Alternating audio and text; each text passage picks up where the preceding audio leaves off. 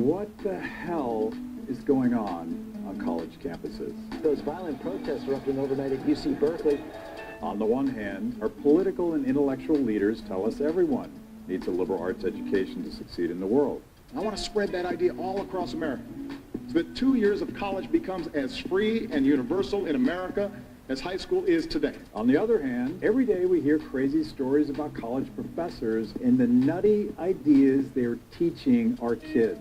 The whole world gone crazy! What's behind this? Why are intellectual elites prone to such backward thinking? And why do they invariably seem to turn to socialism and other authoritarian forms of government? I'll tell you why.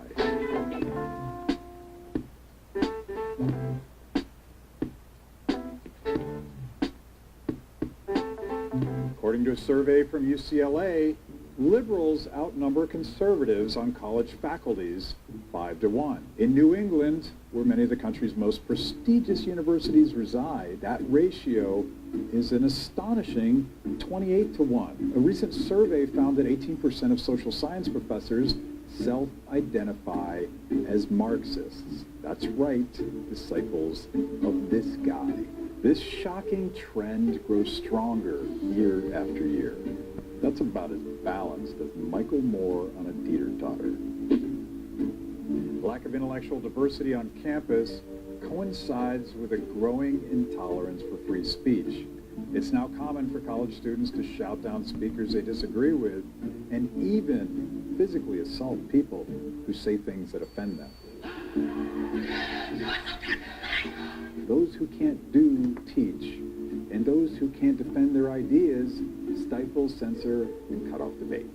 The trigger warning culture protects students from ideas they may not like, everything from discussions of political differences to yoga classes, Cinco de Mayo celebrations, and other supposed acts of microaggression and cultural appropriation.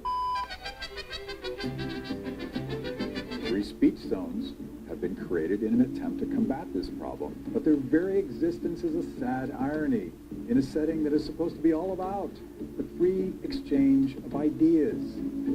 Think about this for just a second. College campuses have created this tiny little space where people are free to speak their mind. Outside of that zone, nobody knows what's going on anymore. Are we burning books? Are we reallocating ideas based on what some loudmouth asshole thinks? I think college campuses used to be an entire free speech zone where you could say anything and think anything and do anything. Not anymore. Speech is maybe the only thing socialists don't believe should be free. Where do students get these nutty ideas?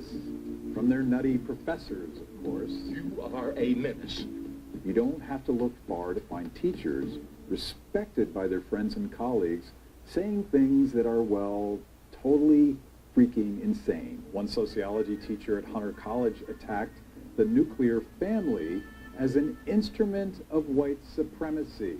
This, my friend, is a white devil's conspiracy. A University of Texas professor has argued that cultural appropriation is the same thing as actual theft. Teachers attending an academic conference in Las Vegas were told to treat microaggressions like physical assault.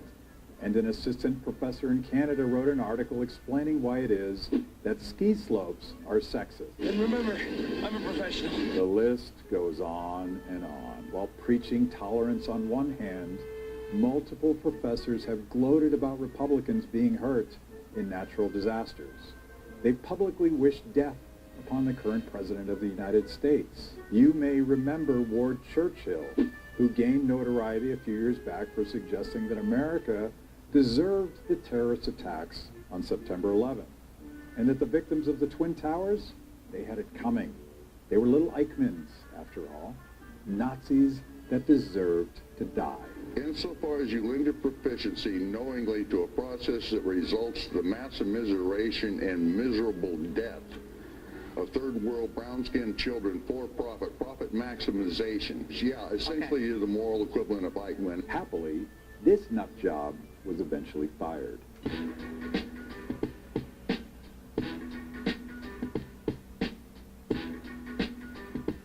Some people refer to this craziness as cultural Marxism. an attempt by the political left to tear down all traditions, family values, social mores, religious ideals, and anything else that has stood as a foundation for Western civilization. Maybe, but you know what's worse than cultural Marxism? Actual Marxism. Here's a professor at the University of Wisconsin who teaches a course on how capitalism is an evil system that results in too much income inequality. He gets paid $170,000 a year to teach it. Perhaps a better value would be to pay him not to teach at all. Then there's this man, a teacher at Montclair University. He published a video defending Joseph Stalin. I've yet to find one crime that Stalin committed. I know they all say he killed 20 and 30 and 40 million people. It's bullshit. Yeah, well, you know, that's just like your opinion, man. Following the death of Fidel Castro, professors from half a dozen universities praised the Cuban dictator whose regime killed over 70,000 people. Academic scribblers have a long history of supporting totalitarian forms of government. This matters because bad ideas on classroom chalkboards lead to bad policies and dangerous political experiments involving the lives of real people. I will not stand for any member of my staff utilizing the facilities of this university for his or her own personal experiments. Historically, much of the world has been organized based on cues from academia. As economist F.A. Hayek points out, socialism in practice has never been an authentically worker-driven movement, but always originated from the theories of intellectuals. Safe spaces and trigger warnings are silly, but socialist intellectuals kill. Most of the prominent members of the Khmer Rouge, the brutal force that brought Cambodia to its knees under socialism, were educated at the most elite Paris universities. Some of them earned doctorates in economics and law. Others became professors themselves before applying their theories to the Cambodian people. Today in Venezuela, President Nicolas Maduro gets his advice from Alfredo Serrano Mencia, a Marxist economics professor from Spain. That advice has ruined an entire country, plunging its people into poverty and starvation. John Maynard Keynes once wrote that practical men who believe themselves to be quite exempt from any intellectual influence are usually the slaves of some defunct economist. What he meant was that ideas that begin in the university end up in society at large. So this stuff matters. College professors don't rule the world. They don't even rule the faculty lounge. But the people in charge listen to them. And that's dangerous.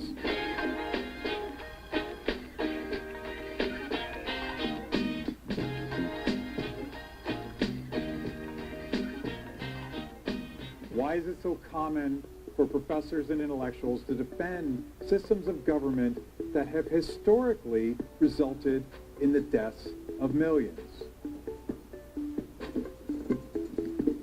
It really comes down to the marriage of three vices: arrogance, envy, and fear.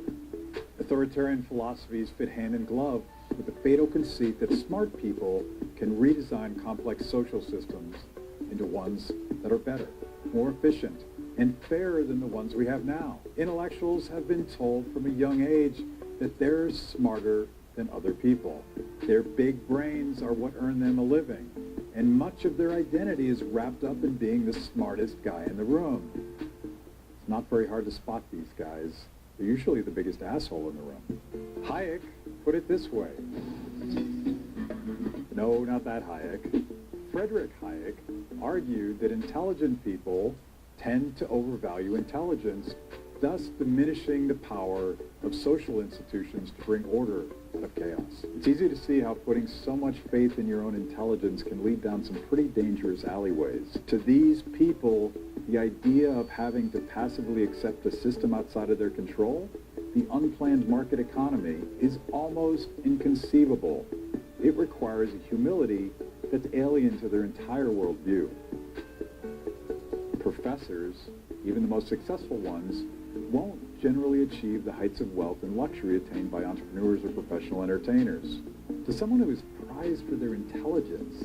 This arrangement seems unfair. Why shouldn't the smartest people, the ones who do the deepest thinking and try to solve the world's most daunting problems, not be compensated for their efforts? A world where an actor or a football player can earn many more times than a Nobel Prize winner must be broken in some way. Okay, you're on, Mr. Popular. As economist Ludwig von Mises said, it is certain that many intellectuals envy the higher income of prosperous businessmen and that these feelings drive them towards socialism. They believe that the authorities of a socialist commonwealth would pay them higher salaries than those that they could earn under capitalism. Finally, many intellectuals fear that in a truly free market, they would struggle not only to become wealthy, but to survive at all. On this point, they're onto something. In a market, the only way to acquire wealth is to provide a service others are willing to pay for. The NFL quarterback earns millions because lots of people want to watch him play.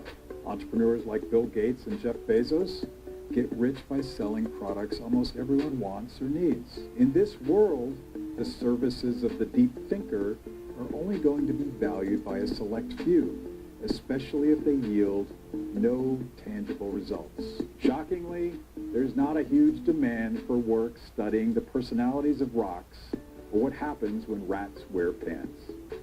A big part of what drives intellectuals to support socialism is the fear that without major government support, they would not be able to maintain their lifestyles.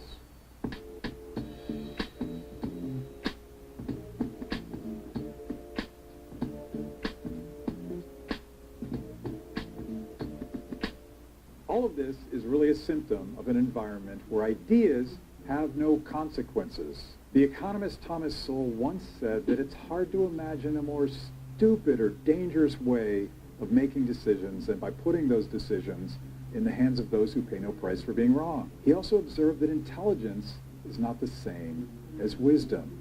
Intellectuals who are paid to think deep thoughts and to come up with clever ideas are rarely held accountable when those ideas are put into practice. In this sense, they are unlike entrepreneurs who embark on new ventures at great personal and financial risk. Competition, the mechanism that separates ideas that work from those that don't, is almost wholly absent from the loftiest realms of academia. The tenure system was intended to protect professors with unconventional views from persecution, but today it basically means that they can do or say pretty much whatever they want without repercussion. It's a guaranteed permanent stream of income that isn't tied to performance or even basic human decency. To paraphrase Lord Acton, power tends to corrupt, but tenure for life corrupts absolutely. The real problem is not that intellectuals have bad ideas. Everybody has bad ideas at one time or another. The problem is that modern academia lacks a reliable system to weed out the crazies, and that too many students feel forced into an environment where up is down and madness is called social justice.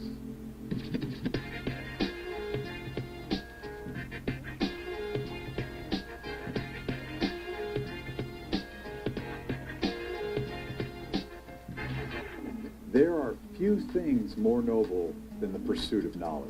Great thinkers have lit the fires that have led humanity out of the darkness of fear and superstition all the way to the modern world with all of its wonders. We need great thinkers, but we should also be wary of institutions that insulate them from any competition or accountability. Fortunately, these institutions are starting to erode.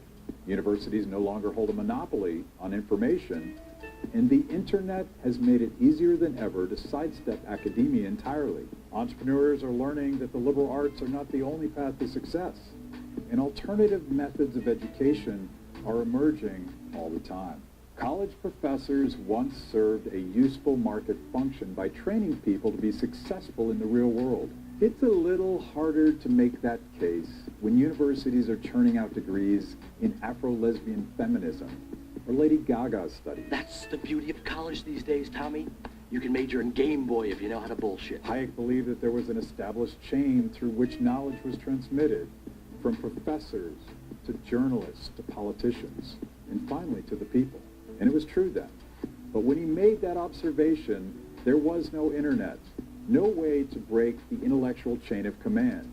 The Marxist rhetoric professors preached from their protected lecterns used to be a one-way conversation. But today, students can Google it. They can fact-check and question and explore alternative ideas for themselves. Instantly, the old intellectual food chain has been turned on its head. When you think about it, this is the first time in history when anybody, regardless of wealth or social station, can get direct access to knowledge and ideas that were once jealously guarded by elites. The disintermediation of information may well turn out to be the most important invention in modern history. Could it be that liberty and competition and the beautiful chaos of free choice might sneak their way into the safest of safe spaces, the university faculty lounge? Marxist professors are freaking out because they understand markets better than they let on. They're losing their power, their station in the world, their importance, and they're fighting to hang on to it. But it's a losing battle. We're entering a world where we won't need nutty professors to tell us or our children what to think.